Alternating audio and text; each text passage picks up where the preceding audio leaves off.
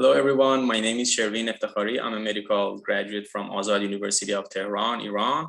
I'm so glad to be here with you, and I'm very grateful for the opportunity. I'm going to share my screen to continue. Okay. The title of my research is Neuroprotective Effect of Neurokinin-1 Receptor Antagonist on CA1 region of the hippocampus in male vista rats following ischemic reperfusion induction. We're going to tease apart this long title. As you know, ischemia is the most common type of stroke, and it is associated with lots of mortality and morbidity. So even patients who survive, they suffer from lots of comorbidities depending on the region involved and the severity of the damage. One of the most vulnerable regions of brain to ischemia is hippocampus, specifically the pyramidal cells of CA1 region of it. And the main pathophysiology involved is related to both ischemia and reperfusion. It is important to consider that reperfusion aggravates the inflammation induced by ischemia. And one of the important pathways related to inflammation is P substance, or other name of it, neurokinin-1 pathway. And in order to come up with an intervention, we were looking for a neurokinin-1 antagonist, namely aprepitant. You may have heard of it as an antiemetic medication in chemotherapy. So we wanted to induce ischemia in rats and investigate neuroprotectivity of our medication. We had 24 male vista rats. We divided them into 4 groups: control group, ischemic group, experimental group, and the vehicle group. The experimental group got aprepitant twice, 1 hour before and 1 hour after the ischemia. The ischemia was induced by ligation of the bilateral common carotid arteries for 20 minutes. And after 4 days, which is specifically 96 hours, which is the highest rate of apoptosis, the rats were sacrificed, the brains were removed, and sent for further analysis. These analyses, which are our measurement outcomes, are related to mitochondrial parameters, the number of viable cells, the number of apoptotic bodies, and the protein expression related to apoptosis. So our measurement tools were Nisl staining, tunnel assay, Western blotting, and mitochondrial toxicity. We're going to go to the pictures together. Okay. Let me zoom in a little. Okay.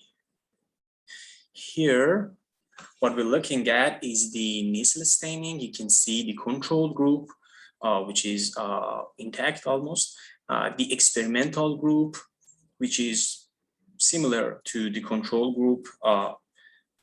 And we can compare these two with the ischemic group and the vehicle group.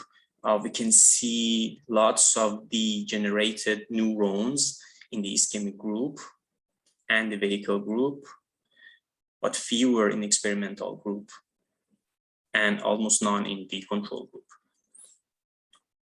Okay, let's go to the tunnel assay. Here is the tunnel assay. We can see many positive cells, apoptotic bodies, in the ischemic group here and the vehicle group here compared to the other 2 groups. This is the control group and this is the treatment group. Okay, let's get to the figures. We have 8 figures. The first one is related to Nisl staining. The second one for tunnel assay. These 4 are related to mitochondrial parameters, and these 2 are for tunnel Western blotting. Sorry. Okay, the first one, we can see significant increase in the viable neurons in the experimental group and control group compared to the other 2 groups. We can see in the second figure, we can see significant decrease in the number of apoptotic bodies in the experimental and control group compared to the other groups.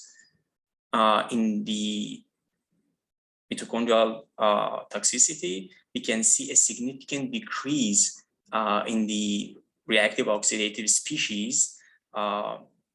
As you know, it is a very important oxidative agent in the experimental group and control group, and also we can see a significant decrease in the mitochondrial swelling in the experimental group and control group compared to the other two groups. Here we can see a significant increase in the mitochondrial ATP here and glutathione here in the experimental group and the control group compared to the other two groups.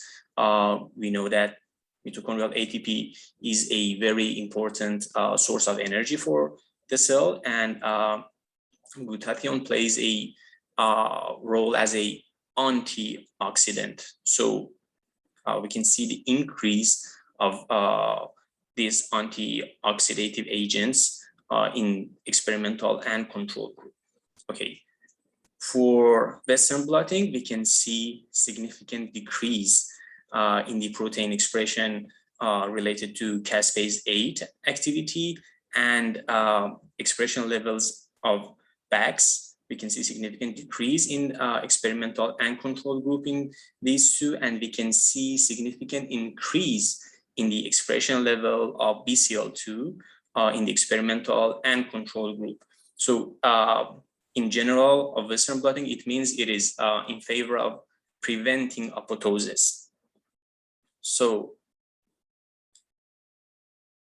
okay, in summary, we can conclude that aprepitant improved mitochondrial function, reduced apoptosis by controlling the balance of oxidant-antioxidant. And we can conclude that in ischemic stroke in rats, it showed neuroprotective effect. For further steps, we suggest that this agent can be used in bigger studies with human subjects to separately investigate its effect as a prophylaxis and as a treatment.